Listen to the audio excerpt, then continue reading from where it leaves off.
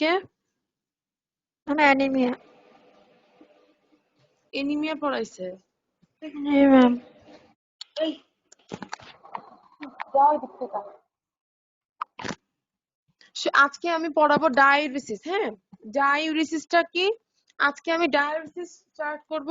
ডায়োরিসিসটা হচ্ছে excoriation of, মানে ডায়োরিসিস প্রথমে বাংলায় বলি, সেটা হচ্ছে এক্সক্রিয়েশন মানে যদি এক্সেস পরিমাণ, নরমাল যে পরিমাণ ইউরিনেশন, নরমালি যে পরিমাণ ইউরিন যাওয়ার কথা এর থেকে যদি বেশি যায়, হ্যাঁ, নরমাল ইউজুয়ালি যে পরিমাণ ইউরিন যাওয়ার কথা এর থেকে যদি বেশি যায় সেটাকে বলা হয় ডায়োরিসিস। এখন ডেফিনেশনে যদি আসো, সেটা হচ্ছে excoriation of large volume of urine. হ্যাঁ, মানে লার্জ ভলিউম, নরমাল যে ভলিউমটা সেটা আমি কি বলছিলাম তোমাদেরকে 1.5 লিটার, হ্যাঁ, per day.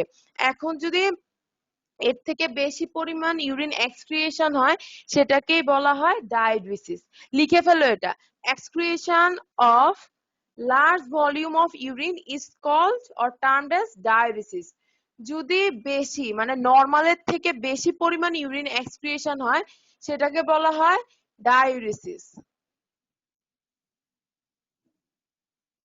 Excretion of large volume of urine is termed as diuresis.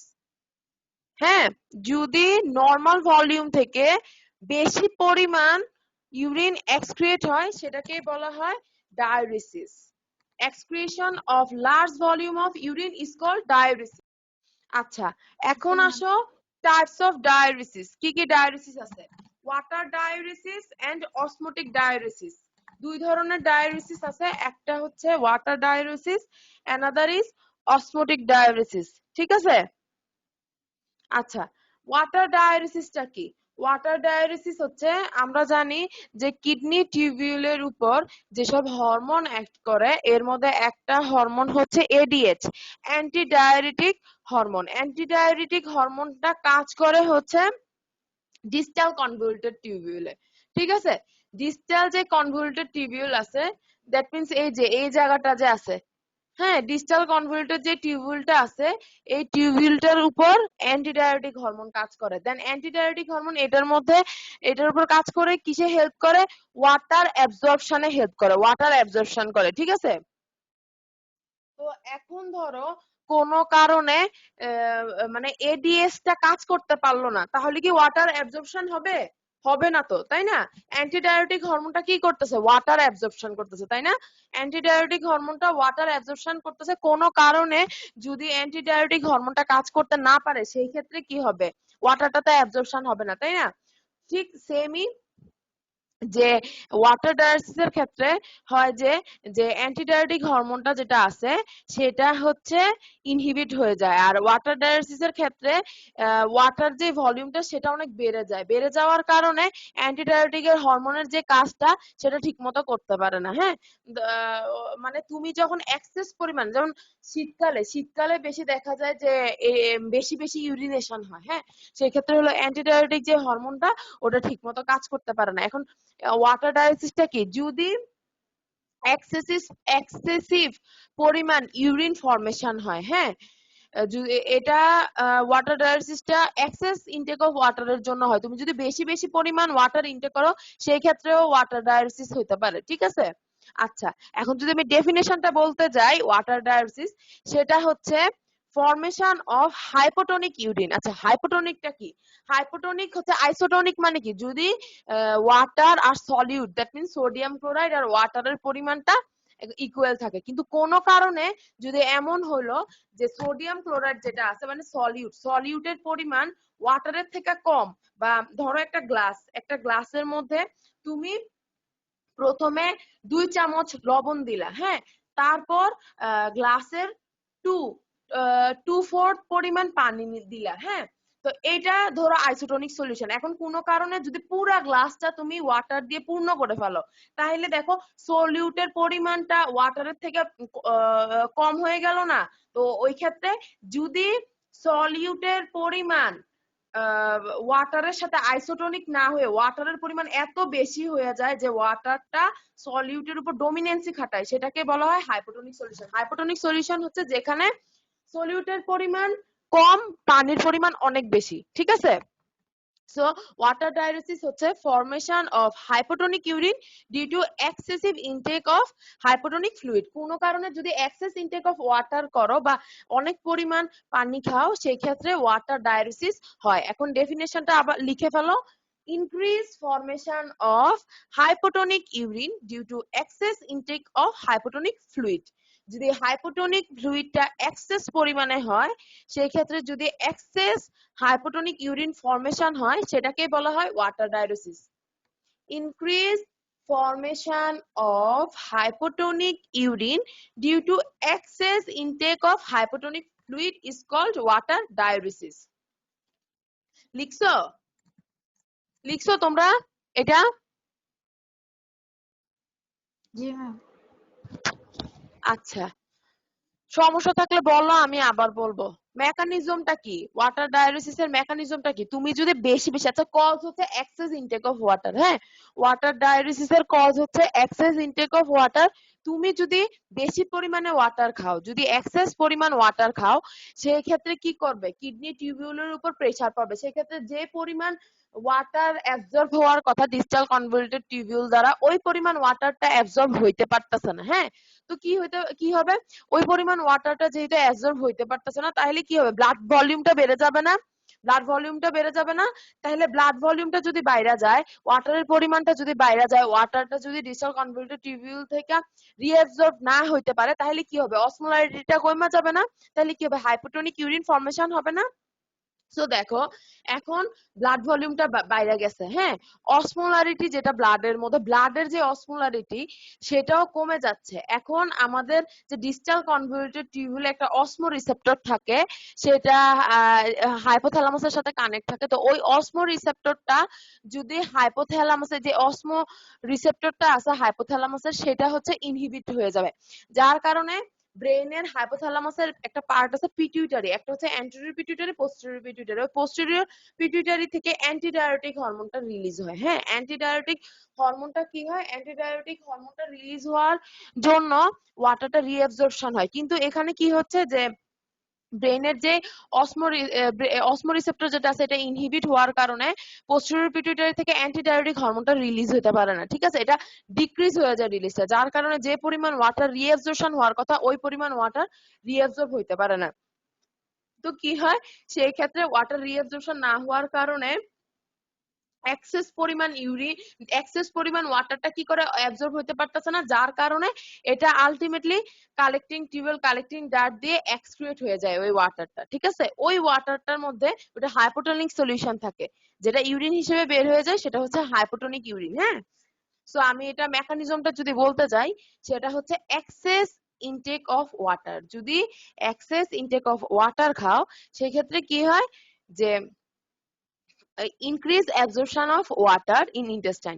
যদি তুমি এক্সেস ওয়াটার ইনটেক করো, সেই ক্ষেত্রে হচ্ছে ইন্টেস্টাইন দ্বারা ওয়াটার অ্যাবজর্পশন ইনক্রিজ করে। তারপর কি হয়? যে ব্লাড ভলিউমটা, সে ব্লাড ভলিউমটাও ইনক্রিজ করে। এরপর কি হয়? যে অসমোলারিটিটা আছে, সেটা ব্লাডের অসমোলারিটিটা ডিক্রিজ করে। তারপর যে অসমো রিসেপ্টর থাকা হাইপোথ্যালামাসের, সেটা ইনহিবিটেড হয়। হ্যাঁ, অসমো রিসেপ্টরটা ইনহিবিট হলে যে অ্যান্টিডায়োটিক হরমোন সিক্রেশন সেটা কমে যায়। এরপর কি হয়? যে ওয়াটার রিঅ্যাবজর্পশন হয়, সেটাও কমে যায় distal convoluted tubule, collecting tubule and collecting duct থেকে। এরপর কি হয়? এই যে ওয়াটারটা, হাইপোটনিক ওয়াটারটা, এটা বের হয়ে আসে কি হিসেবে? ইউরিন হিসেবে। তারপর কি হয়? Increase urinary volume and excretion of large volume of hypotonic urine. ঠিক আছে, লিখে ফেলো, আমি বলতেছি। Mechanism of water diuresis. Excessive water intake, লিখো excessive water intake, then increase absorption of water intake। excessive water intake এর জন্য যে absorption of water আছে, সেটা ইনটেকটা ইনক্রিজ হয়। এরপর কি হয়? যে ব্লাড ভলিউমটা আছে, সেটাও ইনক্রিজ হয়। ঠিক আছে, ইনক্রিজ ব্লাড ভলিউম। হ্যাঁ, ব্লাড ভলিউমটা ইনক্রিজ হওয়ার পর কি হয়? যে অসমোলারিটিটা আছে ব্লাডের, সেটা ডিক্রিজ করে, ডিক্রিজ অসমোলারিটি অফ ব্লাড। এরপর কি করে? যে অসমো রিসেপ্টরটা আছে হাইপোথ্যালামাসে, হ্যাঁ, ওটা ইনহিবিট হয়। ব্লাডের হাইপোথ্যালামাসে যে অসমোরিসেপ্টরটা আছে সেটা ইনহিবিট হয়। ইনহিবিট হওয়ার পর কি হয় যে অ্যান্টিডায়োটিক হরমোনটা আছে সেটার সিক্রেশনটা ডিক্রিজ হয়। হ্যাঁ, এরপর কি হয় অ্যান্টিডায়োটিক হরমোনটা সিক্রেশনটা ডিক্রিজ হলে কি হয় ওয়াটার যেটা রিঅ্যাবজর্পশন হওয়ার কথা সেটাও কমে যায়। Decrease reabsorption of water from distal convoluted tubule collecting duct, mainly distal convoluted tubule. হ্যাঁ, then increase urinary volume and excessive excretion of large amount of hypotonic urine. Clear? Mainly antidiuretic hormone যেটা আছে এটা posterior pituitary থেকে release হয়। Posterior pituitary থেকে release হওয়ার পর যখন আমাদের ইউরিনটা যায় ডিস্টাল কনভলিউটেড টিউবিউলে আছে, ডিস্টাল কনভলিউটেড টিউবিউল থেকে এটা ওয়াটার রিঅ্যাবজর্পশন করে। ওয়াটার রিঅ্যাবজর্পশন করার সময় কিছু পরিমাণ আমি বলছিলাম ওয়াটার রিঅ্যাবজর্পশন করার পর কি হয় অসমোরিসেপ্টরটাকে অ্যাক্টিভেট করার পর ওয়াটার রিঅ্যাবজর্পশন করে। কিন্তু বেশি বেশি ওয়াটার খাওয়ার পর কি হয় যে যেই টিউবিউলটা আছে সেটা বেশি পরিমাণ ওয়াটার অ্যাবজর্ব করতে পারে না। আলটিমেটলি অ্যান্টিডায়োটিক হরমোনের কাজটা কমে যায়। অ্যান্টিডায়োটিক হরমোনের কাজ কমে যাওয়ার পর এই যে হাইপোটোনিক ইউরিনটা সেটা মানে ইউরিন হালকা পরিমাণ সলিড নিয়ে বের হয়ে যায়, একটা হাইপোটোনিক ইউরিন ফর্ম করে। হ্যাঁ, লিখছো মেকানিজমটা নাকি আবার বলবো? লিখছো কিনা নাকি আবার বলবো? ম্যাম একটু আবার বলেন। আচ্ছা, সেটা হচ্ছে যে ওয়াটার ডায়ালিসিসের যে মেকানিজম সেটা হচ্ছে excessive water intact. Excessive water intact increase absorption of water in intestine. তুমি যদি এক্সেস পরিমাণ ওয়াটার ইনটেক করো সেক্ষেত্রে কি হবে ওয়াটারটা increase absorption of water in intestine. আমরা কি পড়ছিলাম ইন্টেস্টাইনের ফাংশন ওয়াটার অ্যাবজর্পশন করে, তাই না? তারপর কি করে এটা ওয়াটারটাকে অ্যাবজর্ব করতেছে। তারপর কি হবে যে ব্লাডটা আছে ইনক্রিজ ব্লাড ভলিউম। তারপর যে অসমোলারিটি দ্যাট মিন্স ব্লাডে যে পরিমাণ সলিউট আছে ওয়াটারে যে ব্লাডে যে পরিমাণ সলিউট থাকার ইউজুয়ালি আইসোটোনিক হওয়ার কথা, কিন্তু যে পরিমাণ সলিউট থাকার কথা বেশি বেশি ওয়াটার অ্যাবজর্ব হওয়ার কারণে এই অসমোলারিটিটা ব্লাডে কমে যাচ্ছে, ডিক্রিজ অসমোলারিটি অফ ব্লাড। তারপর কি হয় যে অসমো রিসেপ্টরটা থাকে হাইপোথ্যালামাসে সেটা কি হয় ইনহিবিট হয়। হাইপোথ্যালামাসে যে অসমো রিসেপ্টরটা থাকে সেটা ইনহিবিট হয়। ইনহিবিট হওয়ার পর কি হয় যে অ্যান্টিডায়োটিক হরমোনটা আছে যেটা অ্যান্টিডায়োটিক হরমোন সিক্রেশনটা সেটা ডিক্রিজ করে কমে যায়। তারপর কি হয় যে ওয়াটার রিঅ্যাবজর্পশনটা দেখো আমি কি বলছিলাম হাইপোথ্যালামাসের পোস্টেরিয়র পিটুইটারি থেকে অ্যান্টিডায়োটিক হরমোনটা সিক্রেট হয়। এখন কোনো কারণে যদি অসমো রিসেপ্টরটা যেটা আছে হাইপোথ্যালামাসের অসমো রিসেপ্টর ইন ম্যাম হাইপোথ্যালামাসটা যদি হ্যাঁ অ্যান্টিডায়োরেটিক হরমোনটা কি হাইপোথ্যালামাস থেকে রিলিজ হয় নাকি হ্যাঁ পিটুইটারি হ্যাঁ হরমোন থেকে পিটুইটারি গ্ল্যান্ড থেকে পিটুইটারি রিলিজ হয়? পিটুইটারি হরমোন থেকে অ্যান্টিরিয়র পিটুইটারি আর সরি পোস্টেরিয়র হাইপোথ্যালামাস থেকে পিটুইটারি পোস্টেরিয়র হাইপোথ্যালামাস পিটুইটারি থেকে কি থেকে রিলিজ রিলিজ হয় হয়? হাইপোথ্যালামাস। আচ্ছা, ব্রেইনের আমাদের মোস্ট ইম্পর্টেন্ট পার্টটা কি মানে পুরো আমাদের ব্রেইনের তোমরা এখনো তো নার্ভাস সিস্টেম পড়ো নাই, তারপরও তোমরা তো মানে ইন্টারমিডিয়েটে পড়ে আসছো যে আমাদের ব্রেইনের মানে যেটা হায়ার সেন্টার সেটা মেইনলি কি হাইপোথ্যালামাস। হাইপোথ্যালামাসটাই মেইনলি সব কন্ট্রোল করে। ঠিক আছে, আচ্ছা এন্ডোক্রাইনোলজি তো তোমাদেরকে পড়ানো হয়ে গেছে তাই না? ক্লাস করছো না এন্ডোক্রাইনের? জি ম্যাম। বলো তো ফাহিমা এন্ডোক্রাইন গ্ল্যান্ড গুলোর নাম কি? Ma'am pituitary gland, thyroid gland. প্রথমে কোনটা আসে? পিটুইটারি। প্রথমে আসে হাইপোথ্যালামাস, দেন পিটুইটারি। পিটুইটারির মধ্যে অ্যান্টেরিয়র পিটুইটারি, আচ্ছা, পোস্টেরিয়র পিটুইটারি। পিটুইটারি। প্রথমে আসবে হাইপোথ্যালামাস। আচ্ছা ঠিক আছে, আমি তোমাদেরকে যখন এন্ডোক্রাইনোলজি পড়াবো মানে রেনাল শেষ হলে তো আমি এন্ডোক্রাইনোলজি স্টার্ট করবো তখন তোমাদেরকে পড়াই দিব আবার। হাইপোথ্যালামাস হচ্ছে ব্রেইনের মেন যেই পার্ট মানে শরীরের সব কিছু কন্ট্রোল করে মেইনলি হাইপোথ্যালামাস, এটা হচ্ছে হায়ার সেন্টার। আর পিটুইটারির মধ্যে অ্যান্টেরিয়র পিটুইটারি আছে, পোস্টেরিয়র পিটুইটারি আছে। ওই পোস্টেরিয়র পিটুইটারি থেকে অ্যান্টিডায়োটিক হরমোনটা রিলিজ হয়। ঠিক আছে, আর যে অসমো রিসেপ্টরটা সেটা অ্যাকচুয়ালি থাকে হাইপোথ্যালামাসে। হাইপোথ্যালামাসের যে অসমো রিসেপ্টরটা আছে সেটা যদি ইনহিবিট হয়, সেটা কি করে হাইপোথ্যালামাসের যেই অসমো রিসেপ্টরটা সেটা যদি ইনহিবিট হয়, সেটা কি করে আলটিমেটলি পোস্টেরিয়র পিটুইটারির যে অ্যান্টিডায়ারেটিক হরমোন সিক্রেশন হওয়ার কথা সেটা কি করে একটু ইনহিবিট করে দেয়, যার কারণে যে অ্যান্টিডায়ারেটিক হরমোন যে পরিমাণ সিক্রেট হওয়ার কথা ওই পরিমাণ সিক্রেট হইতে পারে না। হ্যাঁ, যার কারণে ডিক্রিজ অ্যান্টিডায়ারেটিক যে হরমোনটা আছে সেটা ডিক্রিজ হয়। ঠিক আছে, ডিক্রিজ সিক্রেশন অফ অ্যান্টিডায়ারেটিক হরমোন।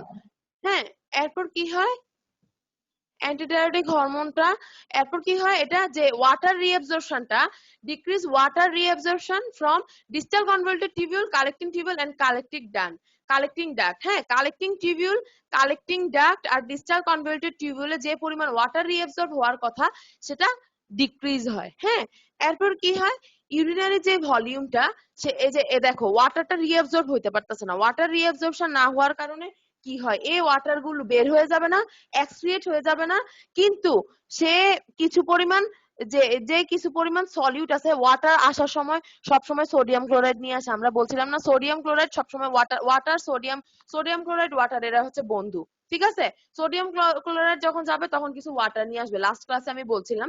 ঠিক সেই পরিমাণ যে পরিমাণ সলিউটটা ওয়াটারে রয়ে যায় এটা সহ এটা নিয়ে আসে কালেক্টিং টিবিউল, কালেক্টিং ডাক্ট দিয়ে এটা ইউরিন হিসেবে বের হয়ে আসে। হ্যাঁ, so excretion of large amount of hypotonic urine. ঠিক আছে, সো লাস্ট যেটুকু বলছিলাম যে osmoreceptor in hypothalamus are inhibited, then decrease ADS secretion, that means antidiuretic hormone, then decrease water reabsorption from distal convoluted tubule and collecting duct। হ্যাঁ, then increase urinary volume, urinary যে ভলিউমটা আছে সেটা increase হবে, then excretion of large amount of hypotonic urine।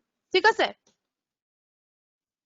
আচ্ছা বাংলাটা যদি আমি বলতে চাই সেটা হচ্ছে তুমি বেশি পরিমাণ পানি খেলে। হ্যাঁ, তো পানিটা কি করে, বেশি পরিমাণ পানি খেলে পানিটা কি করতেছে ইন্টেস্টাইনটা অ্যাবজর্ব করতেছে। ইন্টেস্টাইনে পানিটা যদি অ্যাবজর্ব হয় তাহলে কি হয় ব্লাড ভলিউমটা বাড়ে, ব্লাড ভলিউম বাড়ার কারণে কি হয় যে অসমোলারিটা আছে ব্লাডের মধ্যে সেটা কমে যায়। কমে যাওয়ার কারণে যে হাইপোথ্যালামাসে যে অসমো রিসেপ্টরটা আছে সেটা ইনহিবিট হওয়ার কারণে যে অ্যান্টিডায়ারেটিক হরমোন পোস্টেরিয়র পিটুইটারি থেকে রিলিজ হওয়ার কথা সেটা ডিক্রিজ হয়, যার কারণে কি হয় ওয়াটার রিঅ্যাবজর্পশনটা কমে যায় ডিস্টাল কনভলিউটেড টিবিউলে। ঠিক আছে, এরপর কি হয় বেশি বেশি পরিমাণ ওয়াটার এক্সক্রিয়েট হয় আর এটা ইউরিন দিয়ে বের হয়ে যায়। ঠিক আছে, আচ্ছা এখন আসো, আচ্ছা আমরা যদি বলতে চাই এক কথায় যে ওয়াটার ডায়ুরেসিস যেটা আছে, ওয়াটার ডায়ুরেসিস মেইনলি করে কোন hormone, antidiuretic hormone. Site of action কোনটা, mainly distal convoluted tubule, mainly হচ্ছে distal convoluted tubule hormone responsible antidiuretic hormone, আর এতটুকুই। ঠিক আছে, আর অসমোটিক ডায়ারেসিস যেটা আছে, আচ্ছা এক্সাম্পল হচ্ছে ওয়াটার ডায়ারেসিস এর হচ্ছে এক্সেস ইনটেক অফ ওয়াটার। আবার উইন্টার সিজনেও যেটা আছে অ্যাকচুয়ালি এরকম হয়, উইন্টারেও এরকম হয়, শীতকালে শীতকালে দেখো আমরা ঘন ঘন মানে ইউরিনেশন করতে হয়, এটা নর্মাল। ঠিক আছে, এটাকে পলি ইউরিয়া বলাটা ঠিক হবে না। ওই যে এডিএইচ এর যেই কাজটা, এডিএইচ এর সিক্রেশনটা অ্যাকচুয়ালি একটু কমে যায়, এটা এনভায়রনমেন্টাল ফ্যাক্টর, ক্লাইমেট ফ্যাক্টর। ঠিক আছে, আচ্ছা অসমো রিসেপ্টর অসমো রিসেপ্টরটা কি, অসমো রিসেপ্টরের এক্সাম্পল হচ্ছে আমরা সরি অসমোটিক ডায়ুরেসিস। অসমোটিক ডায়ুরেসিসটা কি, অসমোটিক ডায়ুরেসিস হচ্ছে মেইনলি অসমোটিক ডায়ুরেসিসের এক্সাম্পল হচ্ছে গ্লুকোজ, এরপর ইনুলিন, এগুলো যদি ইনটেক করো। হ্যাঁ, ইনটেক অফ এক্সেস পরিমাণ sodium chloride, excess amount of sodium chloride যদি ইনটেক করো, বা infusion of large volume of sodium chloride অথবা ইউরিয়া, এরপর যদি ডায়াবেটিস মেলাইটাস হয়, intake of mannitol, sucrose and glucose. ঠিক আছে, এগুলো হচ্ছে অসমোটিক ডায়ারেসিসের এক্সাম্পল। মানে অসমোটিক ডায়ারেসিস বুঝাই যাচ্ছে নাম দিয়ে যে অসমোটিক, দ্যাট মিন্স কোন অসমোটিক্যালি পার্টিকেল হবে, অসমোটিক্যালি অ্যাক্টিভ পার্টিকেল টাইপস কি হবে, তাই না। সাপোজ ধরো অসমোটিক্যালি অ্যাক্টিভ পার্টিকেলস এর মধ্যে ধরো sodium chloride, glucose, sucrose, mannitol, এগুলোই তো, তাই না? তো এখন যদি এমন কোনো কারণ হলো যে তুমি সোডিয়াম ক্লোরাইড বা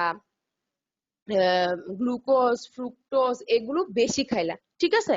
এগুলো বেশি খাওয়ার কারণে কি হবে, যে ধরো ওয়াটার যেটা আছে, যদি যে পরিমাণ ওয়াটার থাকার কথা এর থেকে বেশি যদি সোডিয়াম ক্লোরাইড, ওয়াটার বা গ্লুকোজ খেয়ে ফেলো, sorry sodium chloride, fructose, mannitol বা গ্লুকোজ যদি ইনটেক করে ফেলো, সেই ক্ষেত্রে কি হবে? আমি আগেই বলছিলাম যে একটা গ্লাসের মধ্যে যদি যতটুকু সল্ট থাকার কথা, মানে যতটুকু ধরো 2 চামচ লবণ, 2 চামচ লবণের মধ্যে যদি পুরা 1 গ্লাস পানি দিয়ে ফেলো, বা 1 চামচ পানি, 1 চামচ লবণের মধ্যে বা 1 চামচ গ্লুকোজের মধ্যে যদি পানি দিয়ে দাও, তাহলে এটা কি হয়ে যাবে? হাইপোটনিক সলিউশন হয়ে যাবে না? এখন ধরো 2/4 পরিমাণ একটা গ্লাসের মধ্যে 2/4 ওয়াটার আছে, হ্যাঁ, একটা গ্লাসে 2/4 পানি আছে, হ্যাঁ, 2/4 পরিমাণ। এখন এটার মধ্যে তুমি যদি 3 চামচ গ্লুকোজ দিয়ে দাও বা 3 চামচ লবণ দিয়ে দাও, তাহলে এটা কি হবে? হাইপারটনিক সলিউশন হয়ে যাবে না?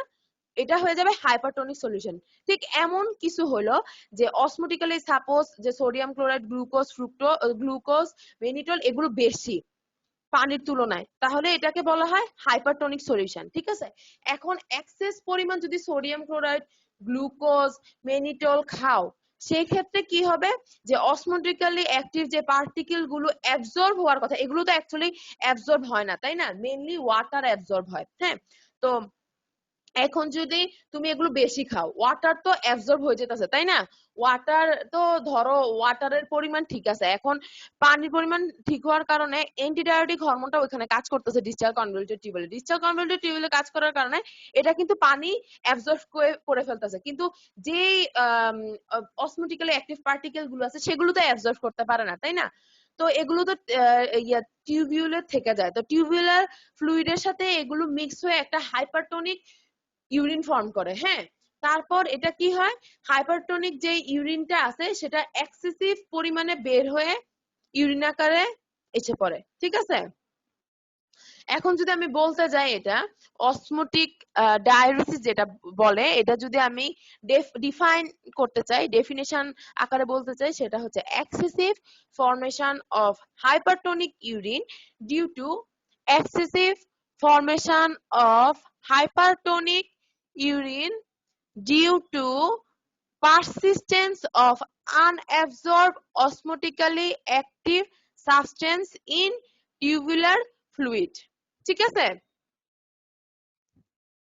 ঠিক আছে, excessive formation of hypertonic urine due to persistence of unabsorbed osmotically active substance in tubular fluid, এটা হচ্ছে ডেফিনেশন। যদি excessive formation of hypertonic urine হয় due to persistence of unabsorbed osmotically active substance in tubular fluid, ঠিক আছে?